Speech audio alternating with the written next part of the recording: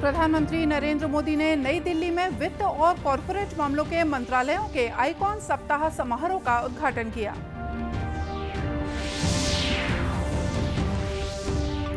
मुख्यमंत्री भूपेश बघेल ने कहा, जब तक बस्तर के लोग सहमत नहीं होंगे, बोधघाट परियोजना प्रारंभ नहीं की जाएगी।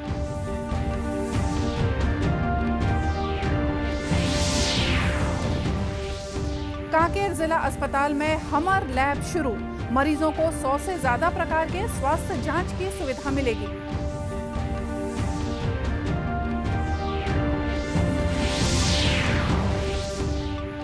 और हसदेव जंगल में पेड़ों की कटाई बंद करने और पेड़ों को बचाने की मांग को लेकर दुर्ग में पर्यावरण संगठनों ने निकाली बाइक रैली।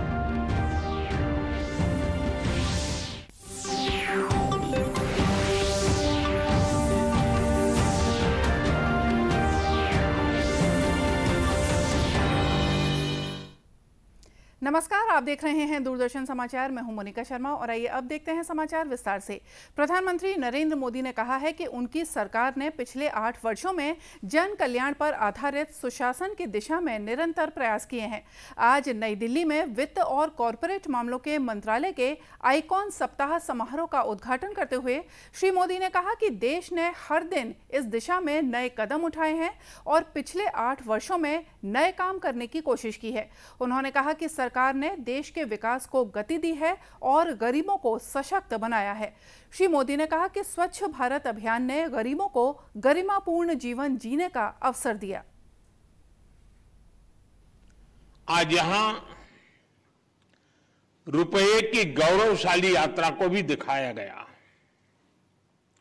इस सफर से परिचित कराने वाली डिजिटल प्रदर्शनी भी शुरू हुई और आजादी के अमृत महोत्सव के लिए समर्पित नए सिक्के भी जारी किए गए।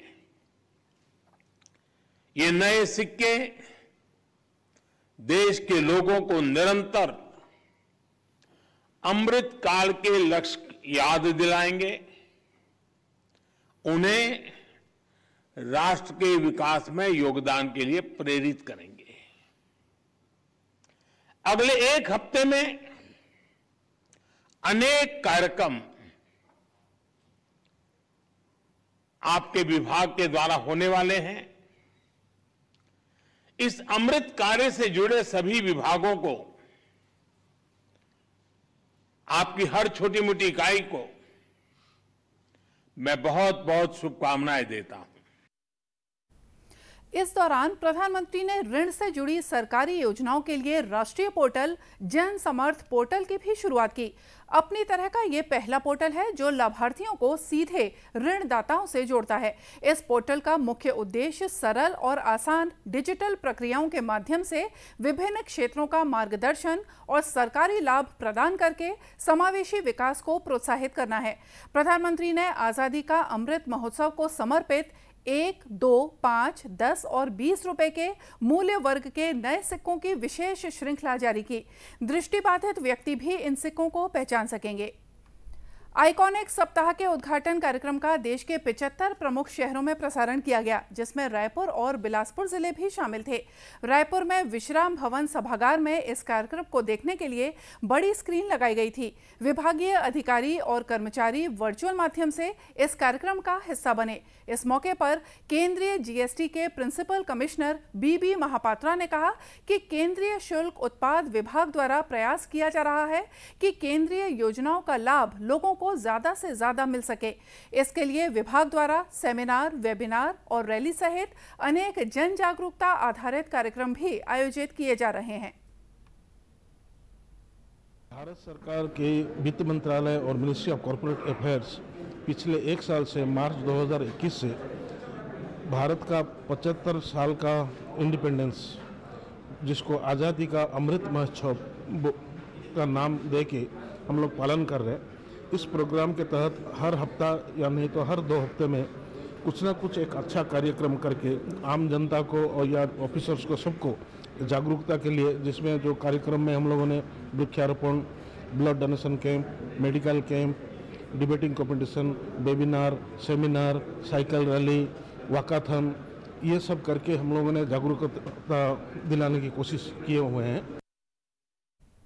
वहीं बिलासपुर के लखीराम अग्रवाल स्मृति सभागार में इस कार्यक्रम का सीधा प्रसारण लोगों ने देखा।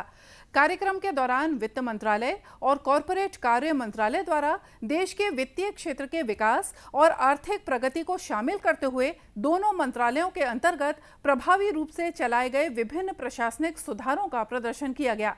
इस दौरान प्रधानमंत्री ने पिछले कई वर्षों से वित्त मंत्रालय द्वारा किए गए सर्वोत्कृष्ट कार्यों को रेखांकित करते हुए डिजिटल प्रदर्शनी का भी उद्घाटन किया। इसके अलावा विभिन्न मूल्य वर्ग में आजादी का अमृत महोत्सव के लोगों के साथ बने हुए विशेष संस्करण के 5 सिक्कों का प्रमोचन किया। राज्य सरकार की महत्वाकांक्षी बोधघाट परियोजना के संबंध में मुख्यमंत्री भूपेश बघेल ने कहा है कि विकास कार्य जन सरोकारों से जुड़े होते हैं। बस्तर के लोग जब तक सहमत नहीं होंगे ये परियोजना प्रारंभ नहीं की जाएगी। कांकेर में मीडिया से बातचीत के दौरान मुख्यमंत्री ने ये बात कही। मुख्यमंत्री ने कहा कि बस्तर में तेजी से विकास कार्य कराए जा रहे हैं। 3.5 सालों में बस्तर विकास के क्षेत्र में काफी आगे बढ़ा है। ग्रामीण विकास और खेती किसानी को लेकर शासन ने जो निर्णय लिए हैं उससे तेजी से लोगों की आर्थिक स्थिति मजबूत हुई है। न्याय योजनाओं का पैसा ग्रामीणों के खाते में आ रहा है, इसलिए हर भेंट मुलाकात में बैंक खोलने संबंधी मांग ज्यादा आ रही है। वनोपज संग्रहण की नीति से भी सुखद बदलाव हुआ है।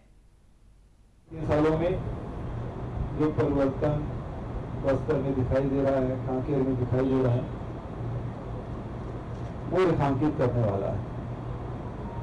लोगों के आय में वृद्धि होने के कारण से, चाहे वो कृषि के क्षेत्र में हो, चाहे लघु वनोपज के क्षेत्र में हो, चाहे स्वास्थ्य के क्षेत्र में लगातार हम लोग काम कर रहे हैं, उसका परिणाम और शिक्षा के दिशा में जो काम किए हैं।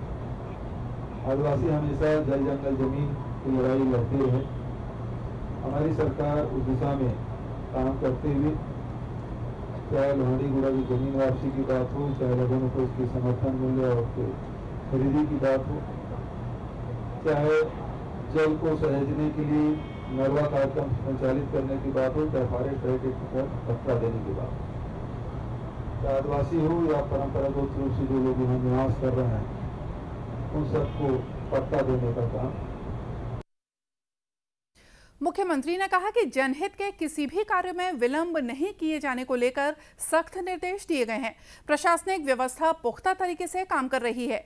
भेंट मुलाकात में किसी भी तरह की शिकायत सामने नहीं आ रही है और इसके चलते किसी अधिकारी या कर्मचारी पर कार्रवाई भी नहीं हुई है। इस दौरान मुख्यमंत्री ने विकास कार्यों को लेकर अनेक घोषणाएं की। कांकेर में अब एक ही छत के नीचे मरीजों को अलग अलग 120 प्रकार के स्वास्थ्य जांच की सुविधा मिलेगी। शहर के कमलदेव जिला अस्पताल में मुख्यमंत्री भूपेश बघेल ने आज अत्याधुनिक इंटीग्रेटेड हमर लैब का लोकार्पण किया। हमर लैब अत्याधुनिक उपकरणों के साथ एक इंटीग्रेटेड हेल्थ लैब है। यहाँ जांच से संबंधित सभी संसाधनों का उपयोग एक स्थान पर करते हुए गुणवत्तापूर्ण जांच सेवाएं मरीजों को उपलब्ध कराई जाएंगी। इससे मरीजों को बाहर महंगी दरों पर जांच की समस्या से भी राहत मिलेगी। हमर लैब में हेमेटोलॉजी, क्लिनिकल पैथोलॉजी, माइक्रोबायोलॉजी और साइटोलॉजी से संबंधित बीमारियों की जाँच की सुविधाएं मिलेंगी। इनमें कैंसर और टीबी जैसी बीमारियों की जाँच भी शामिल है। हसदेव जंगल में पेड़ों की कटाई बंद करने और पेड़ों को बचाने की मांग को लेकर दुर्ग जिले के पर्यावरण संगठनों ने आज शहर में बाइक रैली निकाली।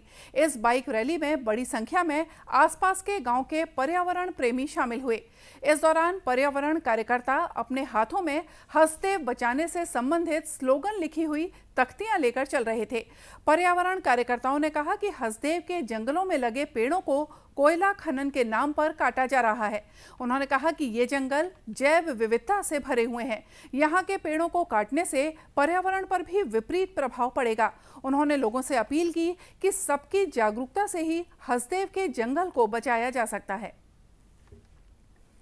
मुंगेली जिला प्रशासन के द्वारा इन दिनों स्वामी आत्मानंद स्कूल में पहली बार किड्स समर कैंप का आयोजन किया जा रहा है।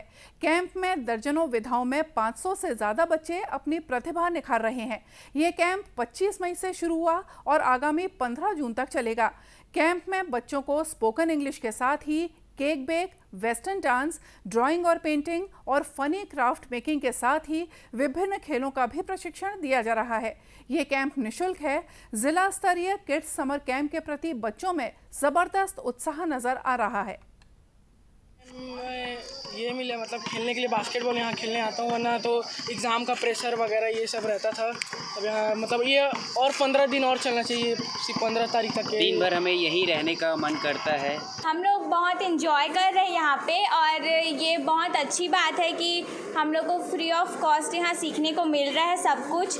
मतलब छोटे से लेके बड़े तक, यहाँ तक कि हमारे पेरेंट्स भी ये सीख सकते हैं। तो ये हमारे लिए एक बहुत बड़ी अपॉर्चुनिटी है, हमारे लिए नहीं कि सबके लिए एक बहुत बड़ी अपॉर्चुनिटी है कि सबके सब यहाँ आके सीख सकते हैं, जो सीखना चाहे वो सीख सकते हैं।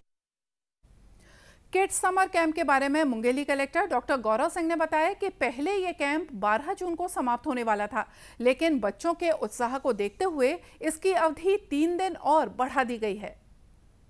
की इच्छा थी, कई बच्चे भी मिले थे कि सर कुछ समर कैंप जैसा होना चाहिए, इसलिए जिला प्रशासन ने पहल करते हुए, और हमारे माननीय मुख्यमंत्री जी का हम सबको हमेशा निर्देश रहता है कि जिसमें हमारी युवा पीढ़ी को एक नई विधा मिले, एक नया मार्गदर्शन मिले, ऐसे काम लगातार किए जाने चाहिए। उम्मीद से ज्यादा बच्चों के समर कैंप में शामिल होने से जिला प्रशासन अब स्थायी तौर पर जिले में कला से जुड़े केंद्र खोलने की रूपरेखा तैयार कर रहा है। हरियाणा के पंचकुला में चल रहे खेलो इंडिया गेम्स के दूसरे दिन छत्तीसगढ़ के खिलाड़ियों ने कमाल किया। वेट लिफ्टिंग में छत्तीसगढ़ की ज्ञानेश्वरी यादव ने अपना ही रिकॉर्ड तोड़ दिया। उन्होंने अलग अलग श्रेणी में 164 किलोग्राम वजन उठाकर स्वर्ण पदक जीत लिया। वहीं पुरुष वर्ग में राजा भारती ने कुल 211 किलोग्राम वजन उठाकर कांस्य पदक पर कब्जा जमाया। ज्ञानेश्वरी यादव ने 49 किलोग्राम भार वर्ग में 76 किलोग्राम स्केच और 88 किलोग्राम क्लीन एंड जर्क में कुल 164 किलोग्राम वजन उठाया। इसके साथ ही इस प्रतियोगिता में छत्तीसगढ़ को पहला स्वर्ण पदक मिल गया है।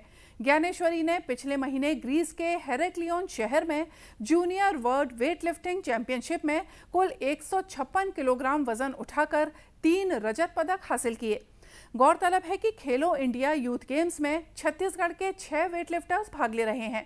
इनमें 3 महिला वेटलिफ्टर ज्ञानेश्वरी यादव, एकता बंजारे और रिमझिम मुंगी, और पुरुष वर्ग में विकास लहरे, राजा भारती और नवजोत सिंह शामिल हैं। खेलो इंडिया यूथ गेम्स में हैंडबॉल, कुश्ती, वॉलीबॉल, बॉक्सिंग, खो खो, योगासन, मलखम्ब, वेटलिफ्टिंग, जूडो और स्विमिंग जैसे 13 खेलों में छत्तीसगढ़ के 122 खिलाड़ी भाग ले रहे हैं। और आइए देखते हैं अंत में मुख्य समाचार एक बार फिर से।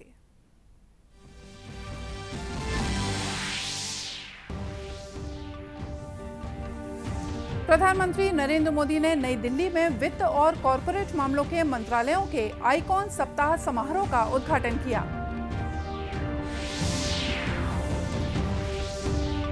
मुख्यमंत्री भूपेश बघेल ने कहा, जब तक बस्तर के लोग सहमत नहीं होंगे, बोधघाट परियोजना प्रारंभ नहीं की जाएगी।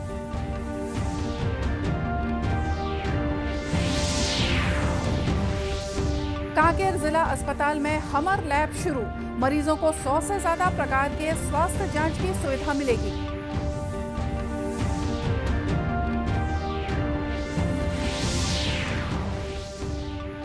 और हसदेव जंगल में पेड़ों की कटाई बंद करने और पेड़ों को बचाने की मांग को लेकर दुर्ग में पर्यावरण संगठनों ने निकाली बाइक रैली। और इसी के साथ ये समाचार बुलेटिन यहीं समाप्त हुआ। नमस्कार।